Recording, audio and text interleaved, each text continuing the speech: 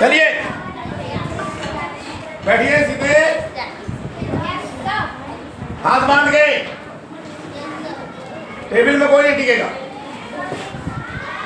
ठीक है?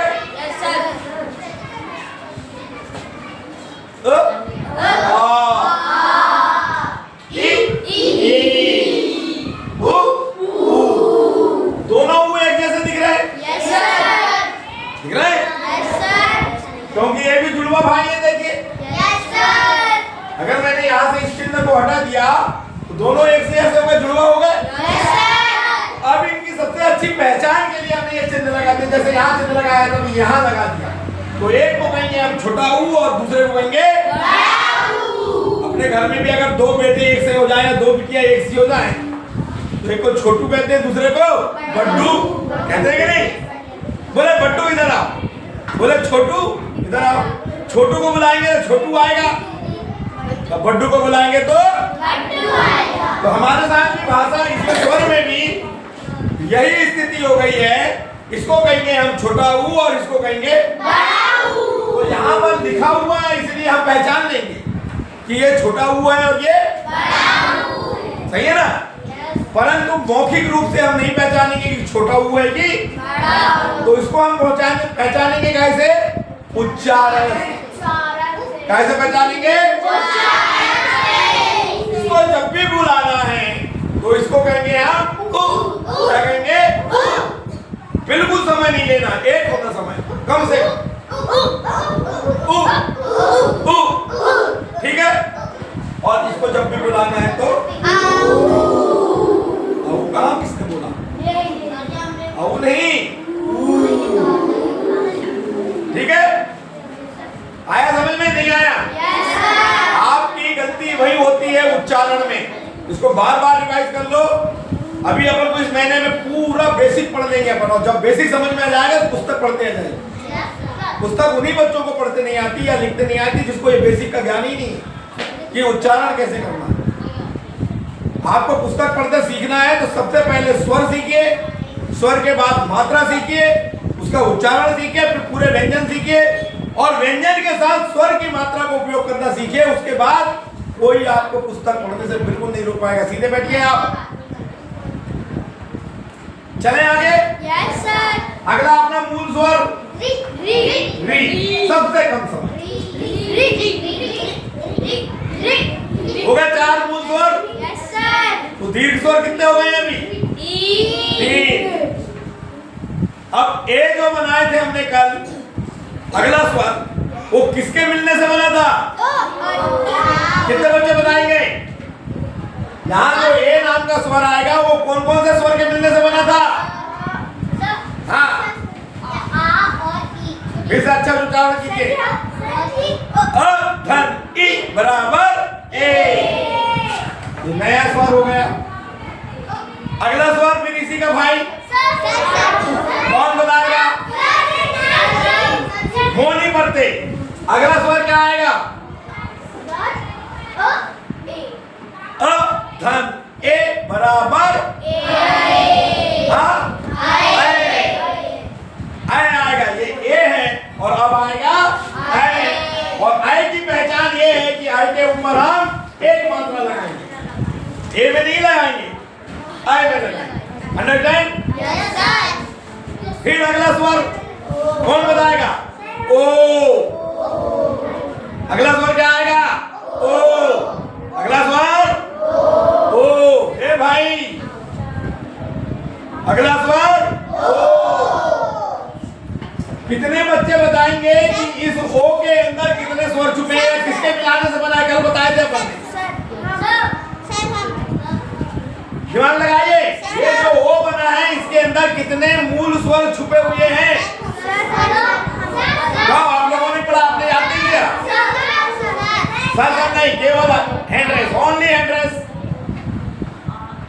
Kavya Dhurve, very good. यहाँ पर 2 मूल स्वर छुपे हुए हैं, छोटा आ धन छोटा आ। छोटा आ और छोटा ऊ को जोड़े थे तो क्या बना था? ओ। क्या बना था? अब आखिरी का स्वर बताइए। बताओ। आधन ओ बराबर क्या? आधन ओ बराबर ये 11 स्वर अपने कंप्लीट। कोई प्रॉब्लम? आपको इसके अंदर कौन कौन से ये याद करना है, आपको 2-4 बार लिखोगे बिल्कुल याद हो जाएगा। कल हमने पूरा बता दिया था। छोटा आ में छोटी ई को मिलाए तो ए बना, छोटा आ में ए को बनाए तो जोड़े तो ए बन गया। सरल है कठिन? सरल। अब यहाँ आ जाओ तो छोटा आ में छोटा ऊ को जोड़े तो क्या बन गया? ओ बन गया। और छोटा आ में ओ को जोड़े तो ओ बन गया। हो गए 11 स्वर। कोई प्रॉब्लम? कोई प्रॉब्लम नहीं। हमें इसको ज्यादा लंबा खींच दिया, छोटी ई बड़ी, फिर ऊ ऊ, फिर री, फिर ए ओ और औ। ठीक है, ये हो गए टोटल 11 स्वर। स्वर मीन्स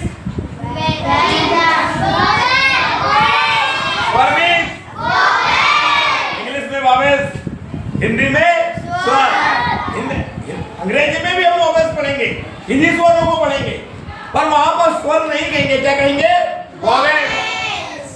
अब जाते हैं वर्ण का दूसरा भाग, व्यंजन। सबको याद होगा कि कल हमने जो व्यंजन पढ़े थे उनकी कुल संख्या कितनी थी? कितने लोगों को याद है? हाँ, आप लोगों को याद नहीं है बच्चों? क्लास में दिमाग नहीं रहेगा तो बिल्कुल नहीं बनेगा। कितने पढ़े हो बेटा? 39। ये समान ज्ञान है हमारा हिंदी का कि हिंदी भाषा में कुल व्यंजनों की संख्या 39 होती है। हिंदी भाषा में कुल स्वरों की संख्या 11 होती है। सही है गलत है? 11 स्वर 39 व्यंजन। सबको याद है? सब अपने लिए एक बार जोरदार ताली बजाइए।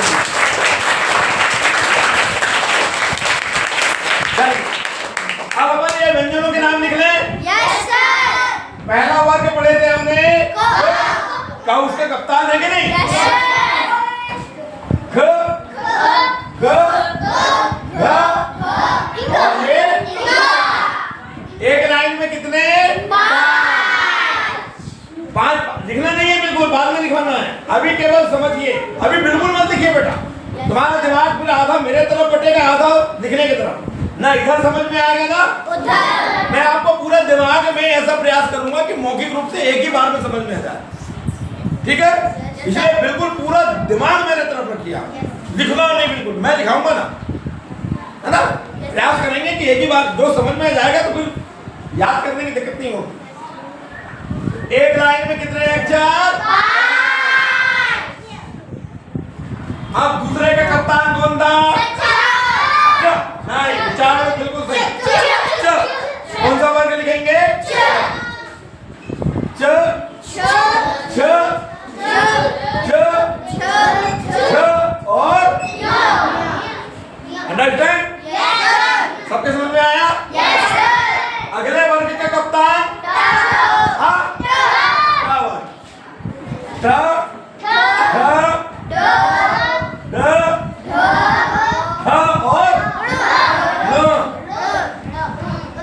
ठीक है। अगले वर्ग का कप्तान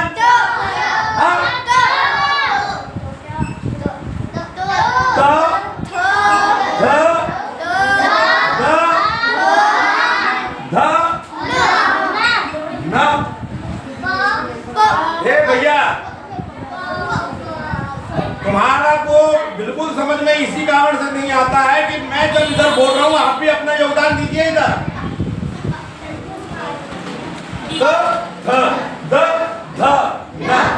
ठीक है, अगला वर्ग कौन सा आएगा?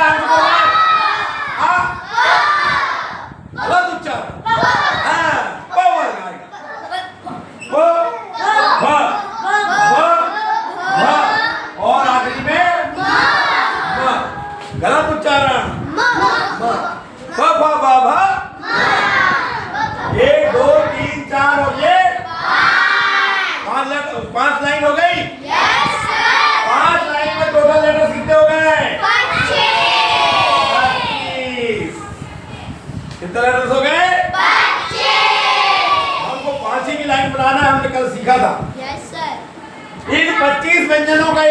नाम बता रहा हूं मैं, बताऊं? ध्यान से सुनिएगा। इन 25 व्यंजनों को स्पर्श व्यंजन भी कहते हैं। कौन से व्यंजन? स्पर्श व्यंजन। अब क्यों कहते हैं, किसी को मालूम है? अच्छा चलिए हम बताते हैं आपको, ध्यान से सुनो। स्पर्श करना मतलब क्या होता है? स्पर्श करना मतलब छूना। स्पर्श करना मतलब छूना। इन व्यंजनों के उच्चारण में देखिए, अब मैं बता रहा हूं इनको स्पर्श व्यंजन क्यों कहते हैं, आपको मालूम हो गया। स्पर्श करना मतलब छूना। देखो मैंने इसको स्पर्श कर दिया, ये गिलास को छू दिया, टेबल को छू दिया, ब्लैक बोर्ड को छू दिया, यानी स्पर्श कर दिया। दूसरी भाषा में क्या कर दिया मैंने? स्पर्श जब हमने किया तो स्पर्श करने में क्या होता है, दो वस्तु एक दूसरे के संपर्क में आती है, आती कि नहीं? ये डस्टर अलग था, मेरा हाथ अलग था, मैंने जब स्पर्श किया तो उसको एक दूसरे से टच कर दिया, मतलब मिला दिया, मिलाया। तो देखो इनको स्पर्श व्यंजन इसलिए कहते हैं क्योंकि इन व्यंजनों के जब हम उच्चारण करते हैं तो ये जो हमारे मुख के अलग अलग जो भाग हैं, जैसे कल मैंने बताया था, इसका उच्चारण कंठाने, क्लियर? वेरी गुड, मतलब समझ में आया है। ये वही बच्चे आंसर करेंगे कल जो प्रेजेंट माइंड में यहाँ बैठा था। चा वर्ग का उच्चारण तालु, वेरी गुड।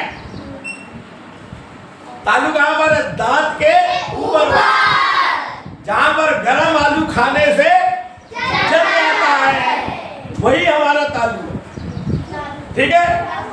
तालु के ऊपर वाला भाग मूर्धा, तालु के ऊपर वाला भाग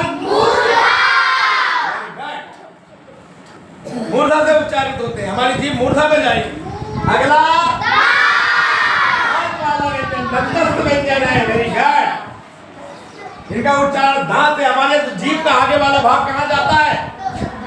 दांत को टच करता है, छूता है। हमारी जीभ छूती कि नहीं छूती? देखिए द द द द न, जब तक हमारी जीभ दांत को स्पर्श नहीं करेगी इन व्यंजनों का उच्चारण नहीं हो सकता। अनिकेत बघेल सीधे बैठिए, प्रेजेंट। आपका ध्यान बहुत भटकता है, तुम्हारे पापा से बात करेंगे हम। और दांत के बाद सीधे हमारे ये दो ओठ ब ब भ और म। देखिए सबको दोनों छूने में ये हमने ओठ का प्रयोग किया, इसलिए इसको कहते हैं ओठ।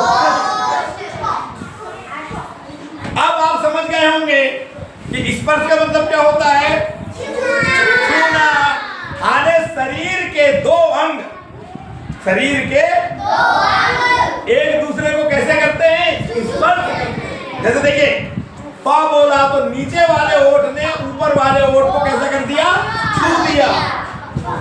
नीचे वाले ओठ ने ऊपर वाले ओठ को छू दिया, इसलिए पा जो है स्पर्श व्यंजन। भा, भा भी क्या हो गया? स्पर्श व्यंजन।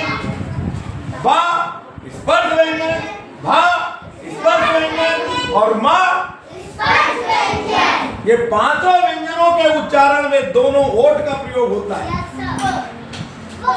इसमें हम समझ गए थे हमारी जीभ किसको टच करती है? किसको? दांत को।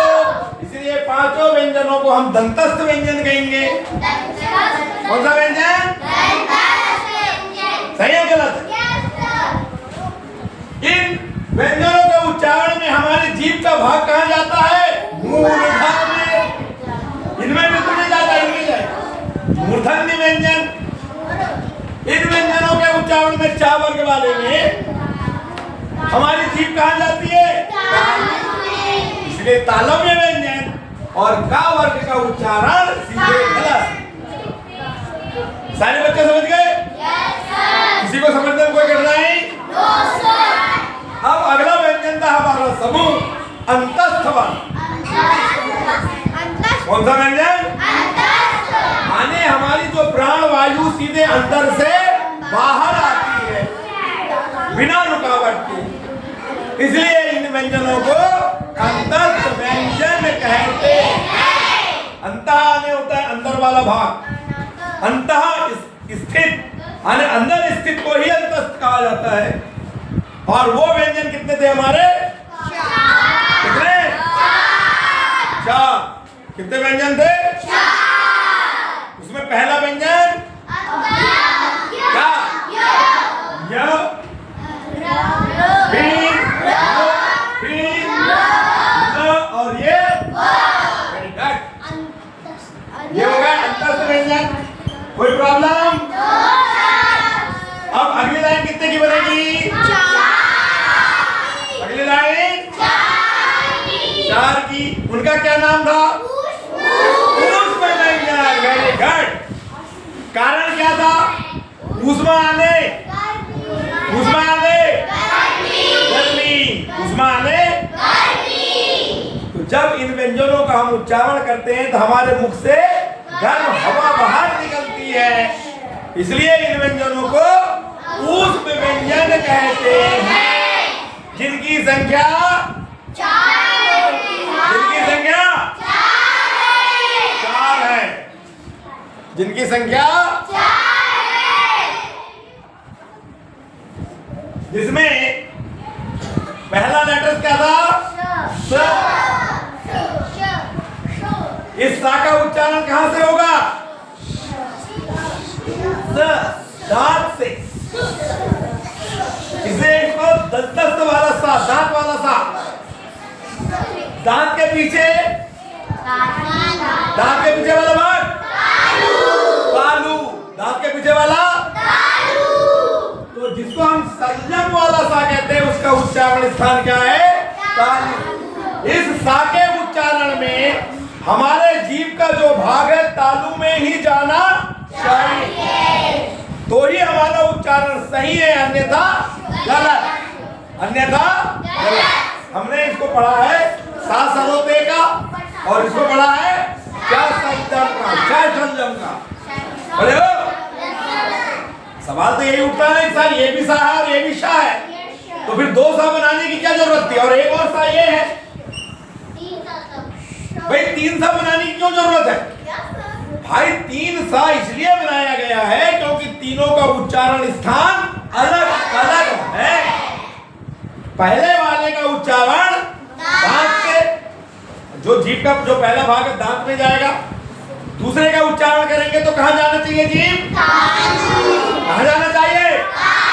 तालु में। और तीसरे का उच्चारण करें तो हमारे जीभ कहां जाना चाहिए? कहां? मूर्धा। कहां जाना चाहिए?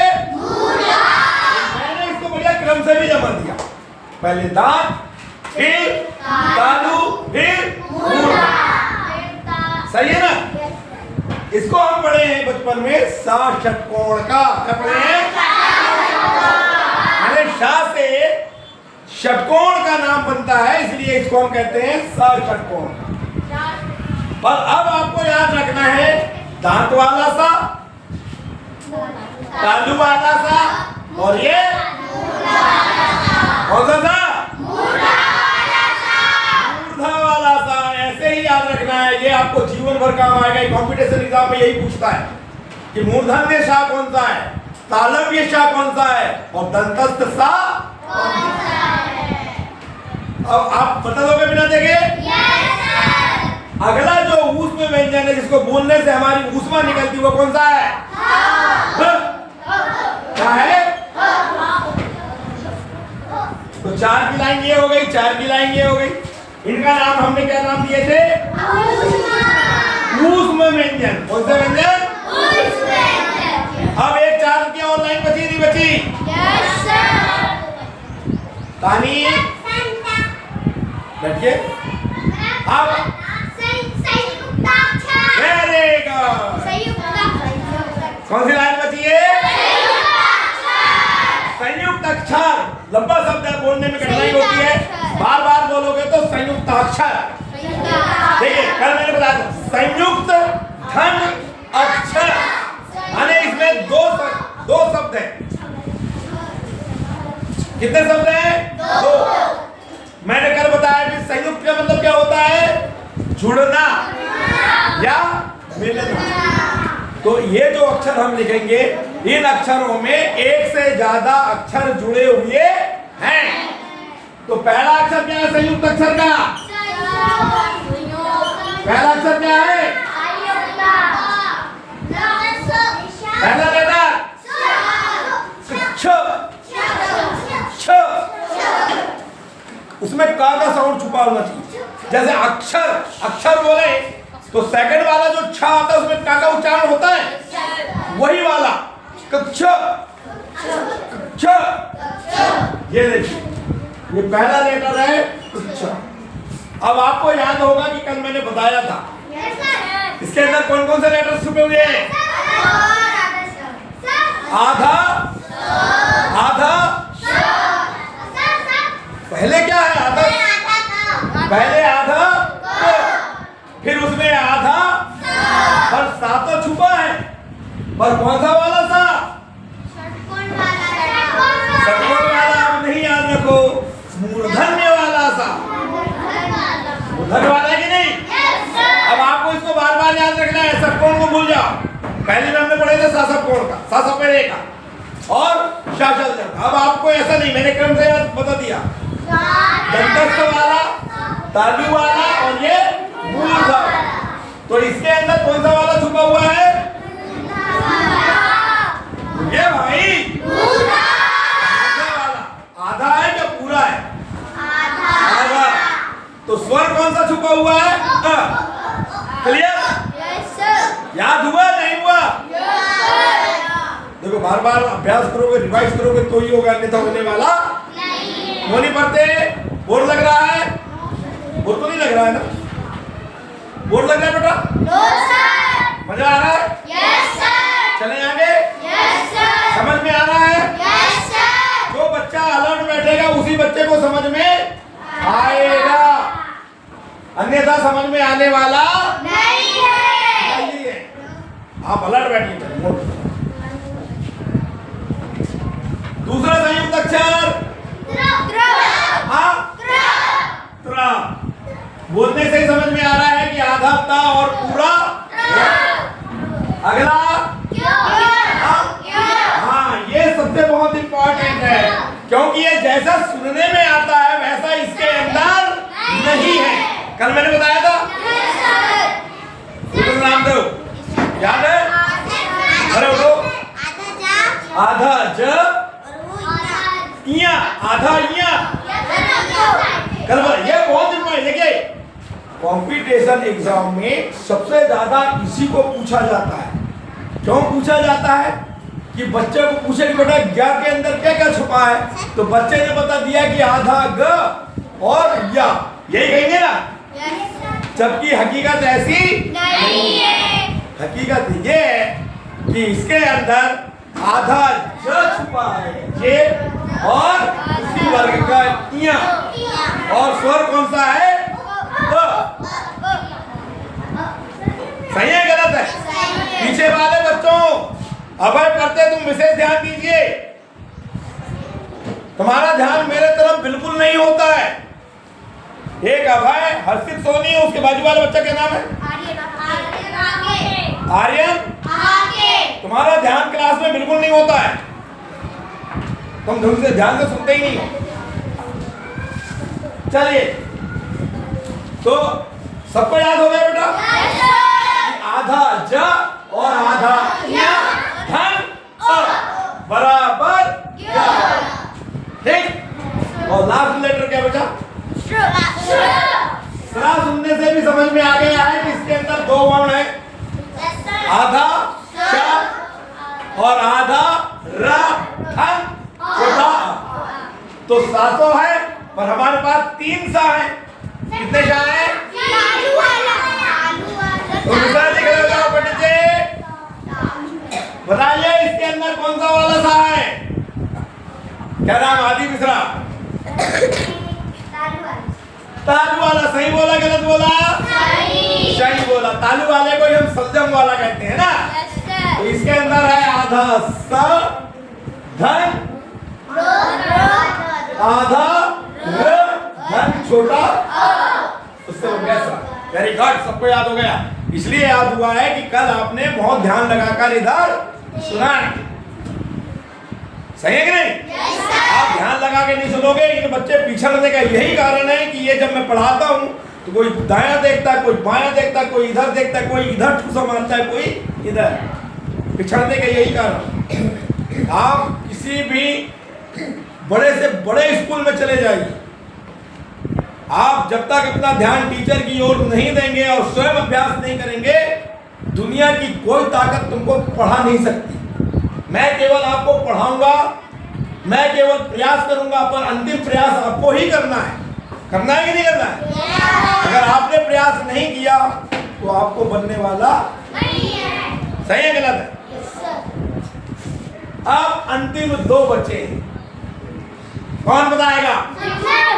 हाँ, प्रांसीन आगे से। द्विगुण व्यंजन, कौन से व्यंजन बच गए? पहला है अल्प प्राण वाला और दूसरा है आपने अल्प प्राण और महाप्राण का मतलब सब बता दिए थे। जिन वर्णों के उच्चारण में मुख से कम हवा निकलती है, ऐसे वर्णों को अल्प प्राण कहते हैं। सही है कि नहीं? जिन वर्णों के उच्चारण में मुख से ज्यादा हवा निकलती है, ऐसे वर्णों को महाप्राण कहते हैं। द्विगुण का भी बता दिया था, दो गुण है इसमें। कितने गुण हैं? दो। किसके कारण? नुक्ता के कारण। अगर मैंने नुक्ता हटा दिया तो क्या बन गया? और इससे नुक्ता हटा दिया तो ढपली वाला है कि नहीं? और नुक्ता लगा दिया तो नुक्ता लगा दिया तो और यहां लगा दिया तो इसलिए इनको कहते हैं द्विगुण व्यंजन। वैसे तो इसमें तीन गुण होते हैं, क्योंकि अगर इस नुक्ता को मैंने हटाकर यहाँ लगा दिया तो क्या बन गया? पंचम अक्षर। आ गया समझ में? इसी का एक नाम और बताया था मैंने द्विगुण का। क्या नाम बताया था? किसी को याद है? द्विगुण तो ये लिख दिया। एक और बताया था, उत्क्षिप्त व्यंजन। कौन सा व्यंजन? क्योंकि इसमें इन दोनों वर्णों के उच्चारण में हमारी जीभ ऊपर उठकर नीचे गिरती है। ल, देखो ल, ल, ल, ल। तो ये मैंने बता दिया बेटा 39 व्यंजन हो गए। कल आपने जोड़ के भी देख लिए थे। आज हमने एक नया शब्द बताया है। इन 25 वर्णों को और स्पर्श करने का कारण ये है कि हमारे शरीर के दो अंग जो हैं आपस में एक दूसरे को कैसे करते हैं? छूते हैं या स्पर्श करते हैं। इस कारण इनको क्या कहते हैं? क्या कहते हैं? हो गए 39। अब आगे चले। संख्या याद हो गई? 11 और 11 क्या है? 39 क्या है? अब सवाल पैदा और होता है कि यहाँ पर दो अक्षर और गायब हैं। दो अक्षर और गायब है और उनका नाम है, पहले है अंग और दूसरा है अब ध्यान से सुन बैठे। क्या नाम है? चंचल। बिल्कुल नहीं लिखो, केवल समझिए। तो पहला है अंग और दूसरा है अह। पहला है अंग और दूसरा है अह। और हमने पहली दूसरी तीसरे में पढ़ा है उसको जब रखते समय हमें अंगूर का यही पढ़े थे ना, और आहा खुशी का यही पढ़े हैं ना। अरे पढ़े हो कि नहीं? Yes sir. अब आपको इसका सही उच्चारण याद रखना है, और इसको ओहो क्या करना है? अब फिर से ध्यान में रख दीजिए, फिर से एक बार और अच्छे से नई चीज बता रहे हैं। इन दोनों हमने ना तो स्वर के साथ रखा ना ही रखा क्या? नहीं रखा। ना मैंने इसको स्वर में शामिल किया ना ही कितने व्यंजनों को? दो, सॉरी कितने वर्णों को? दो वर्णों को मैंने ना तो स्वर में शामिल किया नहीं किया। कारण तो होगा, मैंने शुरू दिन इसलिए नहीं किया था क्योंकि मुझे मालूम था बाद में तुम लोग कहते हो कि सर स्वर कितने होते हैं, बोले 13, इसलिए मैंने उसको पढ़ाया ही नहीं। पर आज आप ध्यान से सुनिए कि इनको मैंने स्वर में भी शामिल क्यों नहीं किया और व्यंजन में भी शामिल मनीष मन लग रहा है कि नहीं लग रहा? लग रहा है, बोल लग रहा है क्या? अब देखिए बेटा, इन दोनों व्यंजनों को मैंने क्यों शामिल नहीं किया, उसका कारण है ये दोनों जो वर्ण हैं ना तो स्वर हैं ना ही दोनों ही नहीं, ना तो स्वर है ना ही व्यंजन। फिर भी जैसे समय पड़ता है वैसे ये स्वर का भी काम करते हैं और व्यंजन का भी काम करते हैं।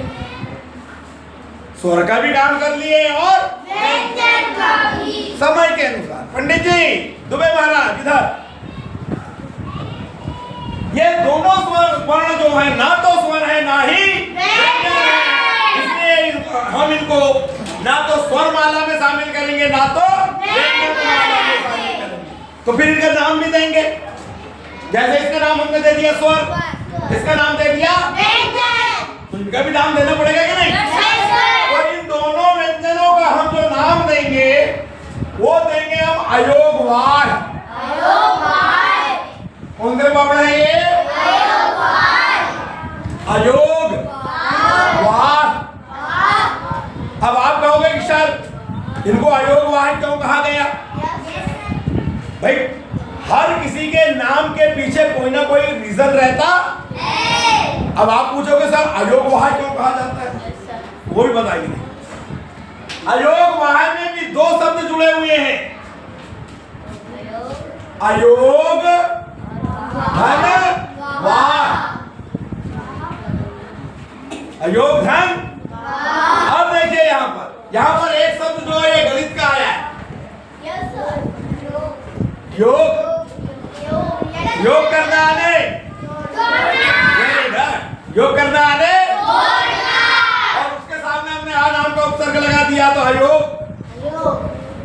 अयोग मतलब नहीं जोड़ना, योग आने जोड़ना और अयोग आने नहीं जोड़ना। क्लियर? क्लियर हो गया?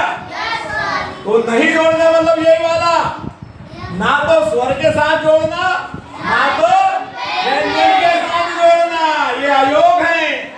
नहीं जुड़ेंगे, ना तो स्वर के साथ जुड़ेंगे ना तो व्यंजन, इसलिए उसको क्या कह दिया हमने?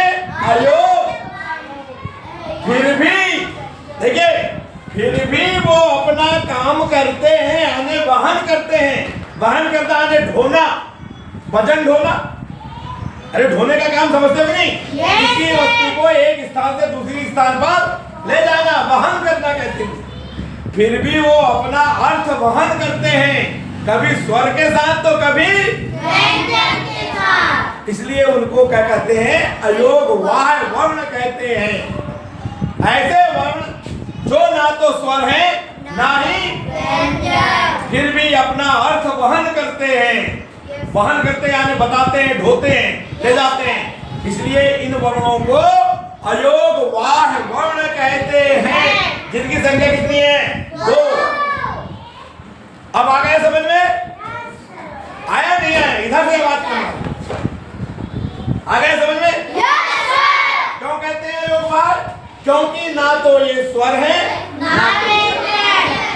अरे एक उदाहरण बता रहा हूं तुमको, तुम्हारे यहाँ कभी कभी वो एक आते हैं ऐसे, क्या कहते हैं उनको? किन्नर। सही शब्द क्या है? किन्नर। क्यों भावे तुम्हारे आए? नहीं यार, मोहल्ले पड़ोस में देखी हो कभी? अरे कभी वो 4-5 की झुंड में रहते हैं वो लोग, और बढ़िया ढोलक ले आ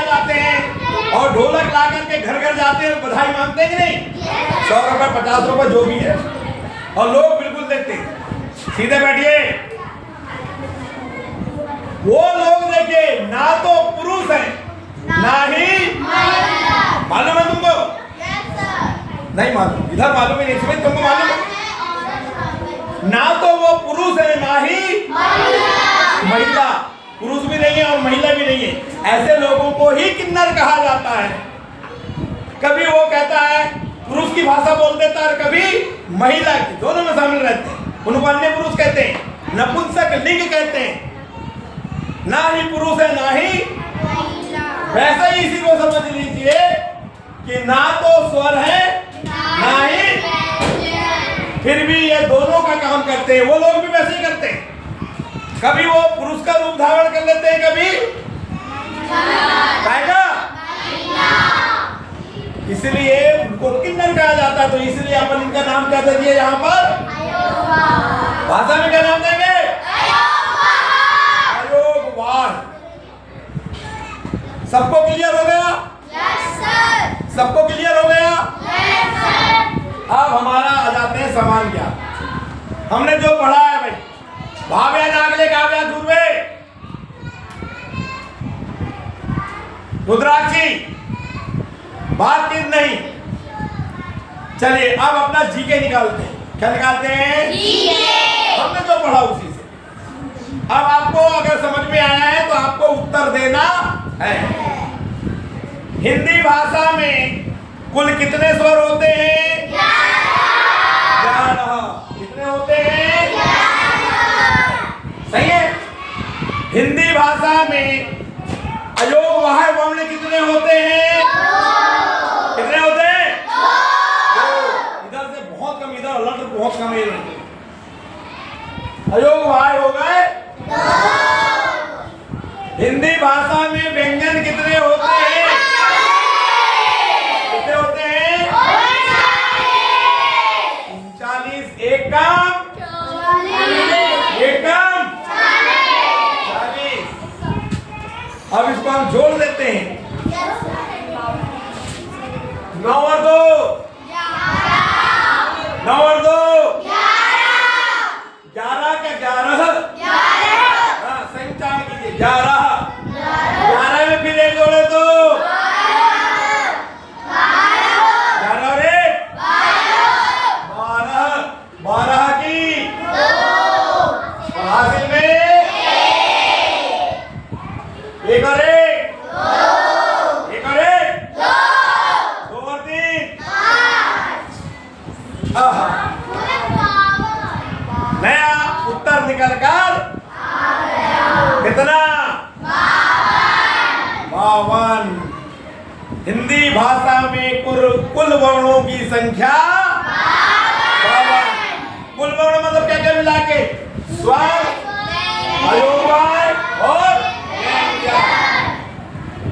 ये समान ज्ञान परीक्षा में आता है कि हिंदी भाषा में कुल कितने वर्ण या अक्षर होते हैं? कितने होते हैं? कितने होते हैं? 52। कितने होते हैं? 52। टोटल अक्षर 52 होते हैं। ये हमारा जीके बन गया आज का।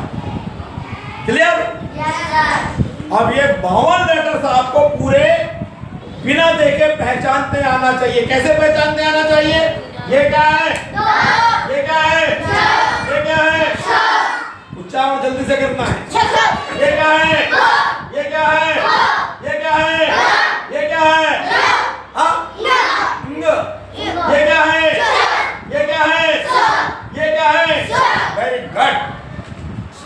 जो बच्चा ये पहचानेगा उसी को भाषा बनेगी। स्वर भी पहचानते आना चाहिए। क्या है? गलत। क्या है? क्या है? ये क्या है? ये क्या है? ये क्या है? ये पहचानते आना चाहिए।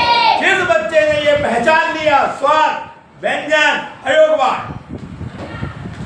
तो ये समझ आओ उसने आधी बाजी अब जीत ली। अंग्रेजी में भी यही होने वाला है। अंग्रेजी में भी, क्योंकि सारी भाषा स्वर और व्यंजन से तो बनी हुई है। चाहे आप कोई भी भाषा पढ़िए, उसमें आपको स्वर भी पढ़ना पड़ेगा और उसमें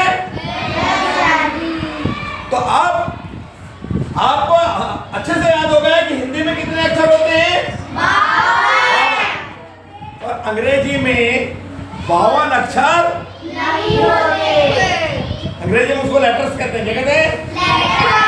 उसमें कितने होते हैं? कितने लोग बताएंगे? अंग्रेजी में कितने होते हैं? 52 का आधा 26। आधे अक्षर होते हैं। आधे अक्षर से सारी इंग्लिश चल रही है। और हमारे हिंदी में टोटल लेटर्स कितने होते हैं? 52। हर ध्वनि के लिए एक पर्सनल लिपि है, हर ध्वनि के लिए। और अंग्रेजी में हर ध्वनि के लिए अपनी खुद की लिपि नहीं है। कैसे? जैसे का से का के लिए अंग्रेजी में सी भी आता है, के भी आता है, और